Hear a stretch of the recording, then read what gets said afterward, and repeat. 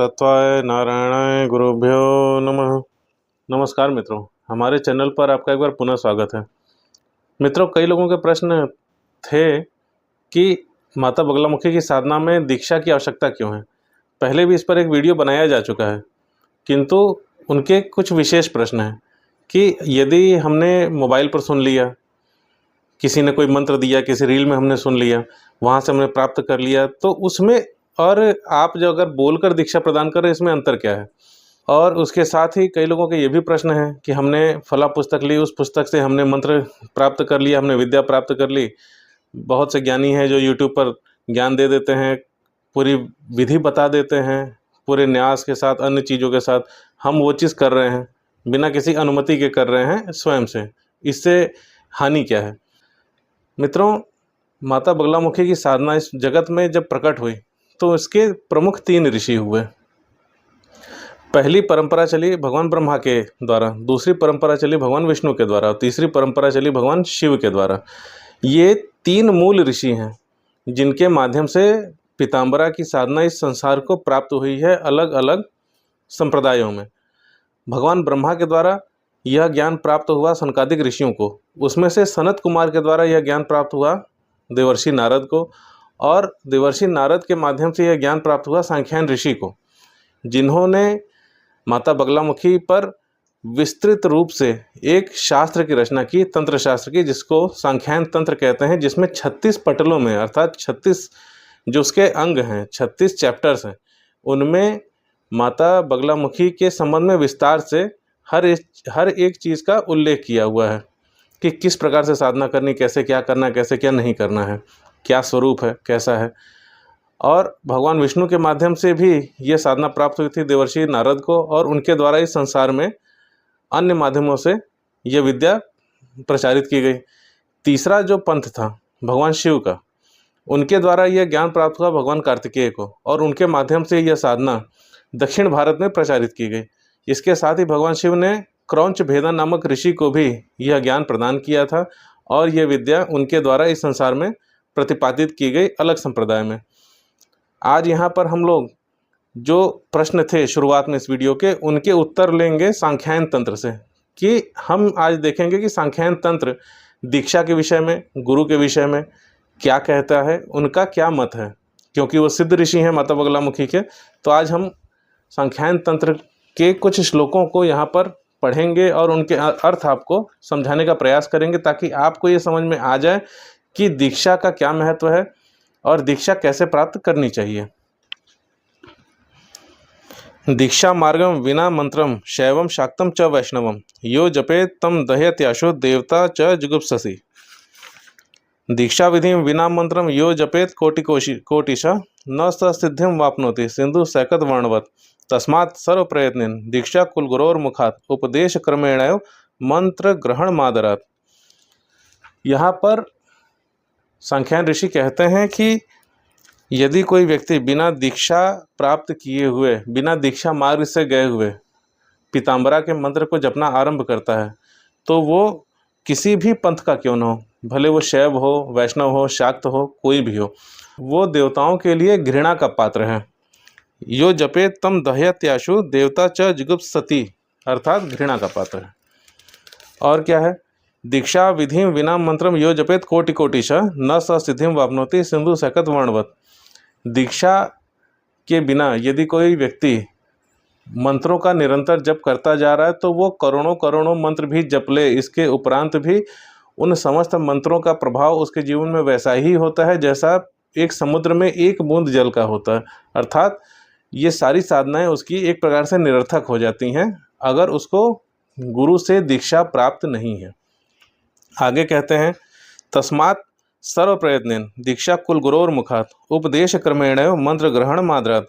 इस कारण से हर प्रकार से प्रयत्न करके कुल गुरु के माध्यम से दीक्षा ग्रहण करनी चाहिए। उपदेश क्रमेण अर्थात उपदेश के माध्यम से ग्रहण करनी चाहिए। उपदेश के माध्यम से अर्थात कि जिन लोगों का कथन है कि हमने मोबाइल पर सुन लिया, कोई कहीं चर्चा कर रहा है उसमें आपने मंत्र सुन लिया, या फिर किसी रील में किसी ने बता दिया, ऐसा नहीं है। उपदेश क्रमेण अर्थात जब कोई व्यक्ति आपको इंगित करके बोल रहा है कि आपको ये मंत्र प्राप्त करना चाहिए, तब आप अगर उस मंत्र को प्राप्त कर रहे हैं तो ये उपदेश विधि होती है। दीक्षा की 3 विधियां हैं, एक है शाक्त, दूसरी है शांभवी और तीसरी है मंत्र दीक्षा। तो मंत्र दीक्षा के लिए जब आप उन्मुख होते हैं तो ऐसी अवस्था में जो मंत्र प्रदाता है उसके सम्मुख आपका होना आवश्यक होता है। ऑनलाइन माध्यम से भी कई लोग मंत्र प्राप्त करते हैं, किंतु उसमें वो शक्तियाँ नहीं ट्रांसफ़र हो पाती हैं, अंतरित नहीं हो पाती जो होनी चाहिए।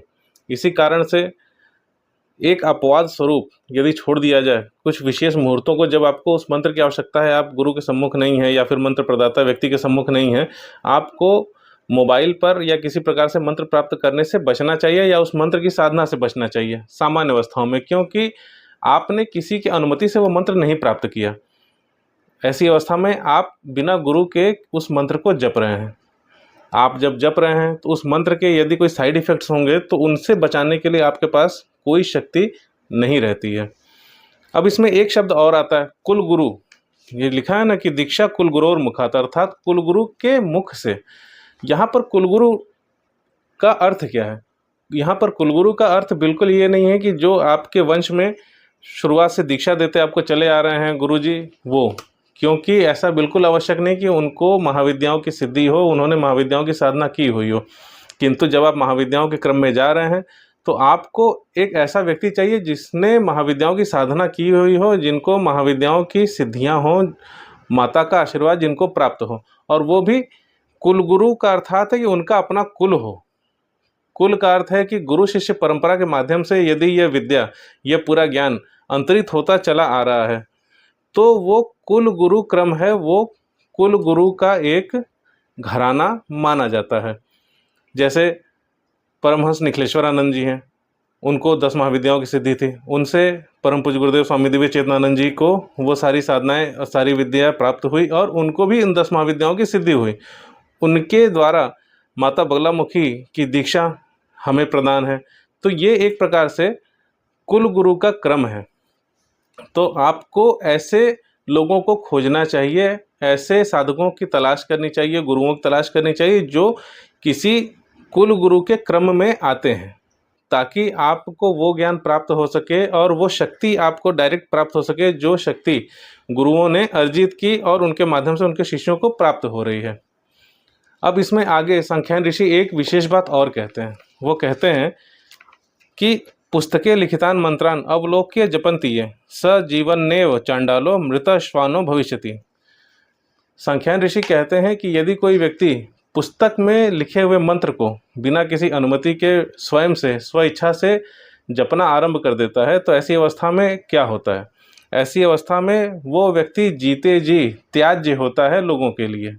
चांडालो लिखा हुआ है, अर्थात कि चांडाल के समान वो त्याज्य होता है। और मृता श्वानो भविष्यति, जब उसकी मृत्यु होती है तो उसका अगला जन्म कुत्ते का होता है। तो कुत्ते का अर्थ ये नहीं है कि वो चौपाया जीव हो जाएगा, बल्कि जिस प्रकार से श्वान को हर जगह दुत्कार मिलती है, जो आपके गली मोहल्ले के कुत्ते हैं उनको आप भगाते ही रहते हैं, उसी प्रकार से वो हर एक जगह से निरादर पाता है, उसका आदर कहीं नहीं होता अगले जन्म में, क्योंकि वो बिना गुरु के साधना करके मृत्यु को प्राप्त हुआ है।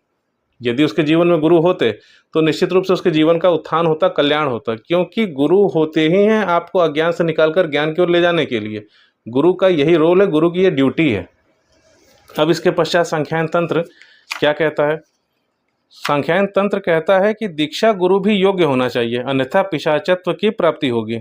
गुरु शिष्यावुभौ मोहाद परीक्ष्य परस्परम उपदेशम ददन गृहणन प्राप्नुयात तो पिशाचताम। अर्थात यदि कोई व्यक्ति गुरु बनने का स्वांग करता है और मंत्र प्रदान करता है महाविद्याओं के, विशेष करके ब्रह्मास्त्र महाविद्या माता बगलामुखी के, तो ऐसी अवस्था में चूंकि वो स्वयं योग्य नहीं है और उसने मंत्र प्रदान किए, इसलिए उसको पिशाचत्व की प्राप्ति होती है।